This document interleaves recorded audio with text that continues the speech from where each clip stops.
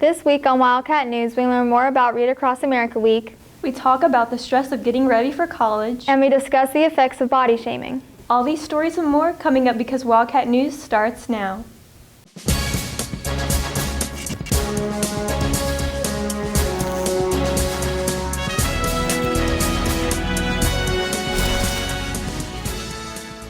Good morning, West Johnston. I'm Katherine Green. And I'm Maddie Avery. Last week was Read Across America Week. Allison Wade reports. March 2nd through 6th is Read Across America Week.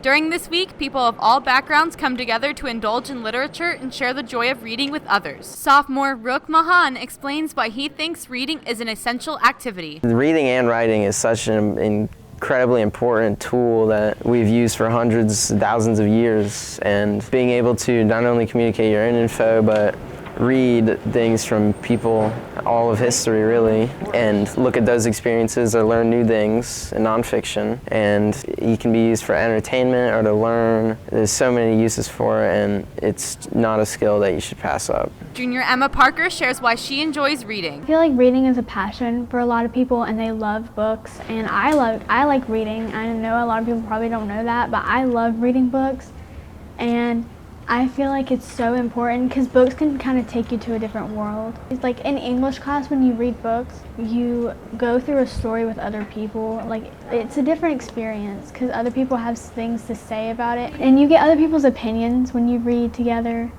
I think reading is really important. Parker read to the life skills class and talks about her experience. I had like a group of friends from that class go and do it with me, and it was fun, and we read like a little Dr. Seuss book, and it was just really cute to watch them be so like into something that it doesn't really mean a lot to us, because you know, if someone comes to read to like us, it's like whatever, but to them it was really sweet, and it meant a lot to them. And Miss Acock told me that they really loved it, especially the book I read. It was a book about noises, and like the special needs classes and the kids in it, they really loved that book, and I was happy I read that book. Come by the library and check out a book. I'm Allison Wade, Wildcat News. Thanks, Allison. Getting ready for life after high school can be stressful for some, Anaya Cox reports. As the end of the school year approaches, many students have begun applying or have already applied for college. Planning for the future and finding the perfect college can be stressful, time-consuming, and overwhelming.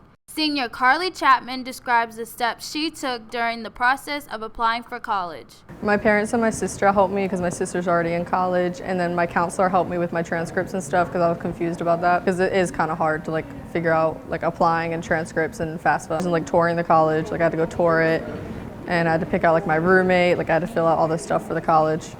Senior Jesse Parker explains what he feels colleges look for the most when accepting applicants. People stress a little too much on grades, because I know a lot of my friends that have below a 4.0 and they get into the same school as I did, and I have like around a 4. And so I don't think grades are as big of a deal as people make it to be. And so a lot of people, like, they just only focus on grades and don't truly learn in the classroom. But I feel like sports and extracurricular activities play a huge part in your application. If you're like a president of a club, I feel like that's a huger or a bigger part. Chapman shares what factors played a part in deciding where she chose to apply for college. Mostly athletics, because that's what I want to do in college. I was deciding between Coker, ECU, and UNCW. ECU and UNCW didn't have what I wanted to do, and I'm doing acro and tumbling, and it's like a new sport, and it's mostly in private colleges, so I applied for the Coker one. I'm Anaya Cox, Wildcat News. Thanks, Anaya. Have you ever experienced body shaming? Maddie Avery reports. Body shaming is known as making negative and potentially humiliating comments about a person's body size or weight. Sophomore Megan Jones states why she thinks body shaming is common. Since a lot of people use social media, like on Instagram, you constantly see like celebrities, and they like usually Photoshop their pictures, and like that can kind of body shame people because they compare themselves to that, and like people make fun of like bigger people all the time, and it's just something that people think is like normal, but it shouldn't be. Junior Chris McHenry shares how body shaming could affect a person's health. It could affect them mostly mentally. It could lead to things like anorexia or bulimia, where they're not going to eat, and that's going to lead to them not getting the proper nutrition and affecting their health also. Jones sheds light on what she thinks skinny shaming is. People get told, like some of my friends, they say that people tell them they need to eat a burger or like eat a meal because they're just too skinny, but some people like struggle with gaining weight. McHenry expresses why he thinks body shaming should be addressed in schools. Schools would be where it is most common, especially like high school. Like as you're growing up, people are they're competing socially, so I feel like it should be a thing that should be addressed. Jones explains how she thinks we can stop body shaming. I think just by being more accepting, if you change the way that you think and be positive towards others, then you'll positively affect the way other people view it as well. McHenry gives advice for anyone who has experienced or is experiencing body shaming. I would say just be confident in who you are. God made you how you are for a reason, and you should accept that, because if other people don't accept you for who you are, then they're not the people you need to be around. I'm Maddie Avery, Wildcat News. Throughout the month of February, the Media Center celebrated Black History Month. Moses Hernandez reports. Throughout the duration of February, students and teachers took part in an activity to commemorate Black History Month by sharing quotes that have inspired them. Sophomore Gabriel Thomas and freshman Sydney Reed share their quotes and explain why they chose them. Where there is no struggle, there is no strength. Oprah Winfrey. I chose this quote because I've had a bad experience where I was physically and emotionally harmed.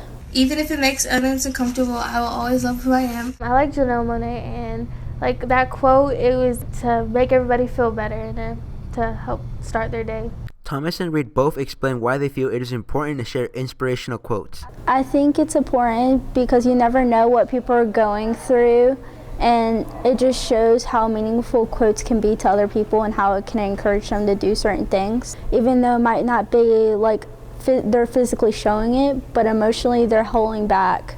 I think quotes are important because they inspire people and make people better, and it's just something they can live by every day. Reed explains what Black History Month means to her.